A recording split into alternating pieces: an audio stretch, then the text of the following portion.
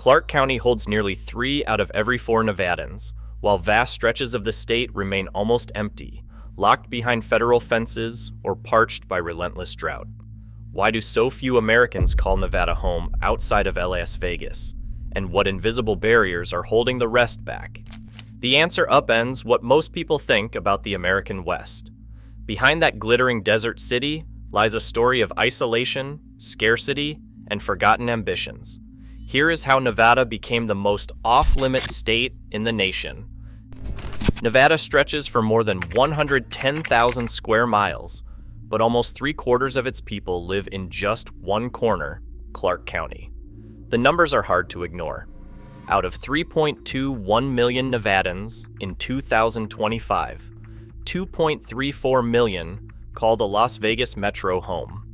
Washoe County, anchored by Reno, adds another 500,000, leaving the rest of the state with a population that barely fills a small city.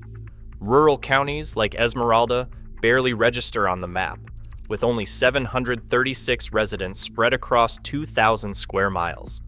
The Nevada State Demographer calls this one of the most centralized populations in America. The map tells a story of extremes. As you move away from the bright lights of Las Vegas and the sprawl of Reno, the heat map fades to near emptiness. In counties like Eureka or Lander, population density drops below 1 person per square mile. The emptiness is not just a matter of preference or history, it is by design. More than 80% of Nevada's land is owned by the federal government. That is 56 million acres under the control of agencies like the Bureau of Land Management, the U.S. Forest Service, and the Department of Defense. In places like Esmeralda County, nearly 90% of the land is federal, leaving only scattered pockets for private homes, ranches, or towns. The checkerboard of public and private parcels fragments any hope of large-scale development. Even where there is a highway or a cluster of houses, the surrounding landscape is still off-limits for new subdivisions or businesses. Bureau of Land Management maps show huge tracts reserved for grazing, mining, or conservation, not for building new communities. In some counties, military ranges and national security sites wall off entire valleys, making the idea of rural growth almost impossible. This is the paradox at the heart of Nevada, a state that looks wide open on the map, but is mostly locked up and off-limits to anyone hoping to settle down. The numbers and the boundaries are real, and they shape where people can live, work, and dream. The result is a population squeezed into a few urban oases, while the rest of the state remains a land of empty miles and invisible fences. Lake Mead sits at just 35% of its capacity, a visible reminder that Nevada's water supply is always on the edge. The Colorado River, once seen as a boundless resource, now delivers only 279,000 acre-feet each year to the entire state, a figure set by the 1922 Compact, then trimmed further by federal shortage rules. These numbers are not just bureaucratic details, they are hard limits, enforced by the Bureau of Reclamation's Tier 1 and Tier 2 cuts that spell out exactly how much growth is possible beyond the city lights of Las Vegas and Reno. The Southern Nevada Water Authority spent decades planning a massive pipeline to pump groundwater from rural basins hundreds of miles north, hoping to fuel new development. But in 2024, after years of lawsuits and fierce local opposition, the state engineer canceled the project. Minutes from the hearings show rural counties and tribal representatives arguing that their senior water rights would be sacrificed, leaving their own communities and ranches dry. The pipeline's defeat was not just a policy setback, it was a public admission that even the best engineered plans cannot conjure water from a desert that is already overdrawn.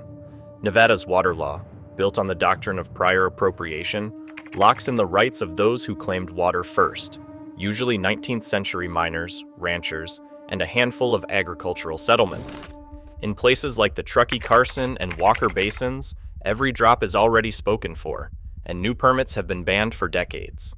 Groundwater tables fall year after year, and the Nevada Division of Water Resources now prohibits new withdrawals in more than 70 basins. History repeats itself in the ruins of towns like Rhyolite, which boomed to 10,000 people in 1907 and emptied by 1920 when the mines dried up and water ran short. The pattern is older than statehood. The Comstock lode of 1859 drew thousands, but without rivers to support farms, most settlements faded as quickly as they appeared.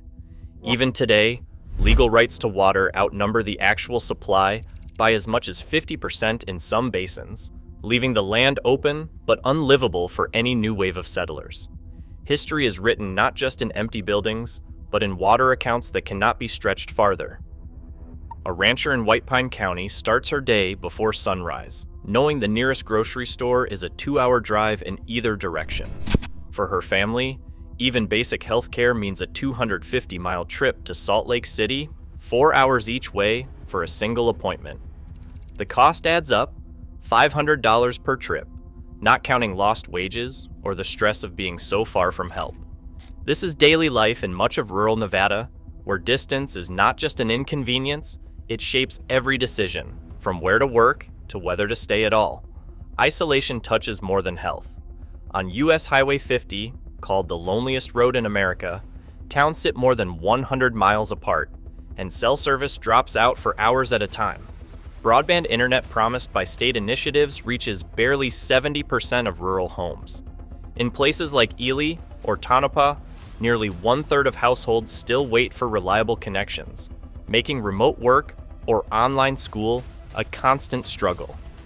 Legislative hearings in 2023 revealed that bringing high-speed internet to these areas costs over $100,000 per mile, numbers that leave many communities behind.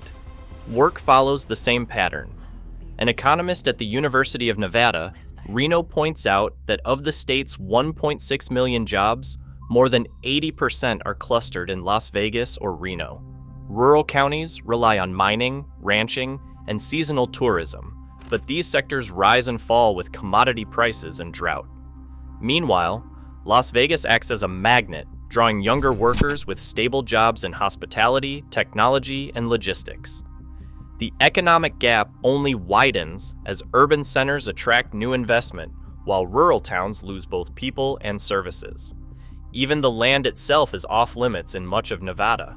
The Nevada National Security Site, once the proving ground for atomic tests, still covers 1,350 square miles. That is an area larger than Rhode Island, and it is closed to all but a handful of federal workers. Military ranges and training grounds stretch across the map, carving out vast zones where no one can live, farm, or build. For those who remain in rural Nevada, the rewards are hard-won: independence, open space, and deep roots. But every day, the costs of distance grow heavier, and the promise of opportunity feels further away. Climate models from the Bureau of Reclamation outline a future where Nevada's challenges only deepen. By 2060, the Colorado River flow is projected to drop by as much as 20%, shrinking the state's already limited water supply. For rural communities, the consequences are direct. New water permits have been banned in over 70 basins, and even senior water rights holders face increasing uncertainty as groundwater tables continue to fall. Fire risk is climbing as well. State assessments show a 50% increase in fire-prone acreage since 2000, with events like the Carlin Fire in 2022 that burned over 100,000 acres near Battle Mountain. Ranchers have watched grazing allotments shrink, and BLM records from 2025 document the emotional toll as families debate selling off herds that have survived for generations. Yet in the midst of these pressures, some see opportunity, if only in narrow windows. The Thacker Pass lithium mine, approved in 2024 after years of lawsuits, promises up to 40,000 job years over its lifespan and a foothold in the electric vehicle supply chain. But court transcripts reveal the cost. Over 100 tribal cultural sites are at risk, and members of the Fort McDermott Paiute and Shoshone communities continue to protest what they see as irreparable damage to ancestral land. Even when economic prospects appear, they arrive with controversy and no guarantee of lasting benefit. On the Moapa River Indian Reservation, the Moapa Band of Paiutes built a 250-megawatt solar farm, one of the largest on tribal land in the country. The project generates clean energy and steady revenue, but the success story is bounded by familiar limits. Federal leasing rules, water rights, and grid interconnection hurdles make it difficult to expand housing or attract new residents. For every rural win, the constraints of land, water, and climate remain inescapable. The tension between what is possible and what is sustainable defines Nevada's future beyond Las Vegas and Reno. Today, over 80% of Nevada remains federal land, untouched and out of reach. As water grows scarcer and urban sprawl accelerates, the divide between empty expanse and crowded city only widens. In this landscape, the limits of growth are no longer abstract. They are visible on every horizon.